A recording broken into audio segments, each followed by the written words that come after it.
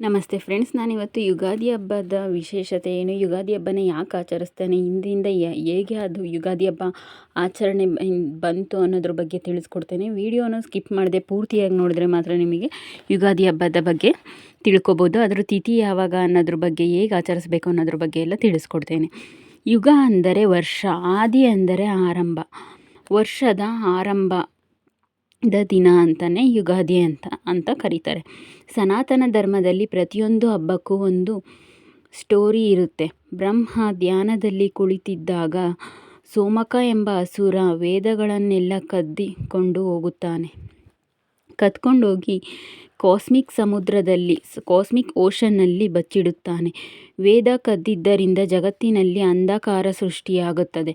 ಆಗ ಭಗವಂತ ಮೊದಲನೇ ಅವತಾರ ಮತ್ಸ್ಯ ಅವತಾರದಲ್ಲಿ ಬಂದು ಅಸುರರನ್ನು ಸಂಹಾರ ಮಾಡಿ ವೇದಗಳನ್ನು ಬ್ರಹ್ಮನ ಕೈಗೆ ಕೊಟ್ಟನು. ಜ್ಞಾನಗಳ ಪುನಃಸ್ಥಾಪನೆ ಮಾಡಿದರು. ಆ ದಿನ ಜ್ಞಾನಗಳನ್ನು ಪುನಃಸ್ಥಾಪನೆ ಮಾಡಿದರು. ಅಲ್ಲಿಂದ ಸೃಷ್ಟಿ ಆರಂಭವಾಯಿತು ಎಂದು ಹೇಳುತ್ತಾರೆ. ಹಾಗಾಗಿ ಯುಗಾದಿಯನ್ನು ವರ್ಷದ ಮೊದಲನೆಯ ದಿನ ಎಂದು ಕರೆಯುತ್ತಾರೆ. ವಸಂತಕಾಲದ ಆರಂಭ. ಈ ಸಮಯದಲ್ಲಿ ಪ್ರಕೃತಿಯು ಚೈತನ್ಯದಿಂದ ತುಂಬಿರುತ್ತದೆ.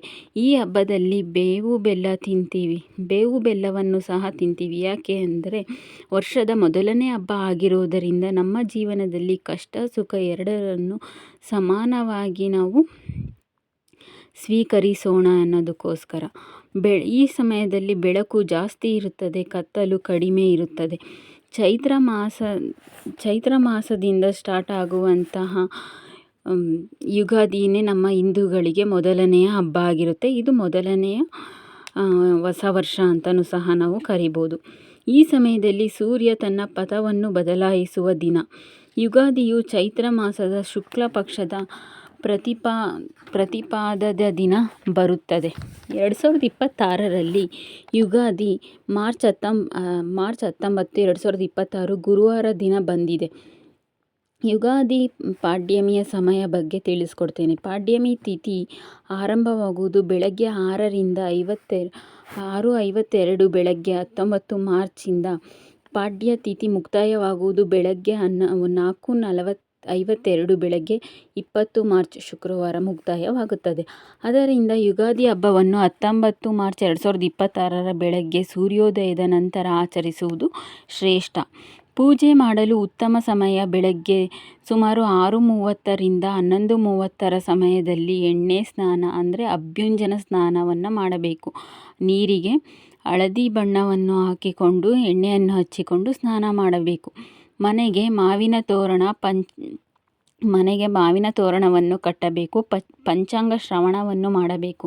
ಪಂಚಾಂಗಗಳನ್ನು ಓದೋದಾಗಿರ್ಬೋದು, ಕೇಳೋದನ್ನು ಮಾಡಬೇಕು. ದೇವರ ಪೂಜೆ ಮಾಡುವುದು ತುಂಬಾ ಒಳ್ಳೆಯದು. ಅದು ವಿಶೇಷವಾಗಿ ನಾವು ನಾರ್ಮಲಾಗಿ ಪೂಜೆ ಮಾಡೋದಕ್ಕಿಂತ ವಿಶೇಷವಾಗಿ ದೇವರ ಪೂಜೆ ಮಾಡಬೇಕು. ಬೆಳಗ್ಗೆ 7:17ರಿಂದ 9:05 ಮೀನ ಲಗ್ನದಲ್ಲಿ ಬಹಳ ಶ್ರೇಷ್ಠ ಸಮಯವಿರುತ್ತದೆ. ಮತ್ತು ಬೆಳಗ್ಗೆ 9:05ರಿಂದ 10:45 AM ಮೇಷ ಲಗ್ನವಿರುತ್ತದೆ. ಮಧ್ಯಾಹ್ನ 11:30ರಿಂದ 12:30 ಪೂಜೆಗೆ ಶುಭ ಸಮಯವಾಗಿರುತ್ತದೆ. ಮಧ್ಯಾಹ್ನ 2:15ರಿಂದ 4:30 ಅಪರಾಹ್ನ ಪೂಜೆ ಸಮಯ ಮಾಡಬಹುದು. ಯುಗಾದಿ ಹಬ್ಬದ ದಿನದಂದು ಮಾಡಬೇಕಾದ ಪ್ರಮುಖ ಕೆಲಸಗಳು ಯಾವುವು ಅಂದರೆ ಶುಭ್ರತೆ. ಮನೆಯನ್ನು ಸ್ವಚ್ಛಗೊಳಿಸಿ ಮಾವಿನ ಎಲೆ ಮತ್ತು ಹೂವಿನಿಂದ ಅಲಂಕರಿಸಿ ಬಾಗಿಲಿಗೆ ತಳಿರು ತೋರಣವನ್ನು ಕಟ್ಟಿ ರಂಗೋಲಿಯನ್ನು ಬಿಡಿಸಬೇಕು. ಮತ್ತು ಅಭ್ಯಂಜನ ಸ್ನಾನವನ್ನು ಮಾಡಿ ಅರಿಶಿನ ಬೆರೆಸಿದ ಬಿಸಿ ನೀರಿನಿಂದ ಸ್ನಾನ ಮಾಡುವುದು ದೈಹಿಕ ಮತ್ತು ಮಾನಸಿಕ ಶುದ್ಧೀಕರಣದ ಸಂಕೇತ. ಸ್ನಾನದ ನಂತರ ಹೊಸ ಅಥವಾ ಶುದ್ಧ ಬಟ್ಟೆಯನ್ನು ಧರಿಸಬೇಕು. ಹೊಸ ಬಟ್ಟೆನಾದ್ರೂ ತೊಗೊಂಡಿರ್ಬೋದು, ಇಲ್ಲಾಂದರೆ ಶುಭ್ರವಾಗಿರ್ತಕ್ಕಂಥ ಬಟ್ಟೆನ ಧರಿಸಬೇಕಾಗುತ್ತೆ. ಬೇವು ಬೆಲ್ಲ ಸವಿಯುವುದು. ಬೇವು ಬೆಲ್ಲವನ್ನು ಸಹ ನಾವೆಲ್ಲರಿಗೂ ಕೊಟ್ಟು ಬಂಧು ಬಾಂಧವರಿಗೆ, ಅಕ್ಕಪಕ್ಕದವರಿಗೆ, ನೆರೆಹೊರೆಯವರಿಗೆಲ್ಲ ಕೊಟ್ಟು ನಾವು ಸಹ ಸೇವಿಸುವುದು. ಜೀವನದ ಸುಖ ದುಃಖಗಳು ಸಮಾನ ಎಂಬ ಸಂದೇಶದೊಂದಿಗೆ ಬೇವು ಬೆಲ್ಲವನ್ನು ಸೇವಿಸಬೇಕು. ದೇವರಿಗೆ ವಿಶೇಷ ಪೂಜೆ ನೆರವೇರಿಸಬೇಕು. ವಿಶೇಷವಾದ ಅಡುಗೆ, ಹೋಳಿಗೆ, ಪಾಯಸ ಮಾಡಿ ದೇವರಿಗೆ ನೈವೇದ್ಯವನ್ನು ಸಹ ಮಾಡಬೇಕು.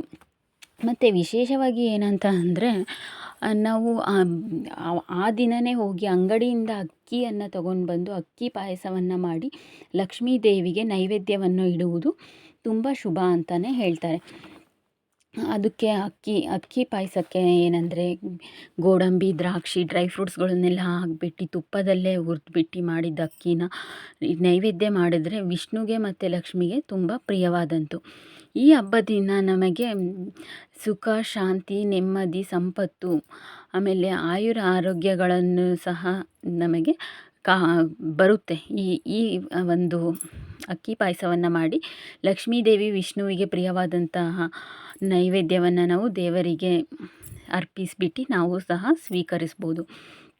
ಮತ್ತು ಈ ಪ್ರಸಾದವನ್ನು ನಾವು ದೇವರಿಗೆ ಇಡೋದ್ರಿಂದ ಏನಾಗುತ್ತೆ ಅಂದರೆ ಮನೆಯಲ್ಲಿ ಯಾವಾಗಲೂ ಸುಖ, ಶಾಂತಿ, ನೆಮ್ಮದಿ, ಆರೋಗ್ಯ ಅನ್ನೋದು ಸಹ ಮತ್ತೆ ಇರುತ್ತೆ. ಮನೆಯಲ್ಲಿ ಯಾವಾಗಲೂ ಸಿರಿಧಾನ್ಯಗಳು ತುಳುಕಾಡ್ತಾ ಇರ್ತವೆ. ಯಾವತ್ತೂ ನಮ್ಮ ಮನೆಯಲ್ಲಿ ಧಾನ್ಯಗಳು ಖಾಲಿಯಾಗೋದಿಲ್ಲ, ಯಾವತ್ತೂ ಇರುತ್ತೆ ಅಂತ ಹೇಳ್ಬೋದು.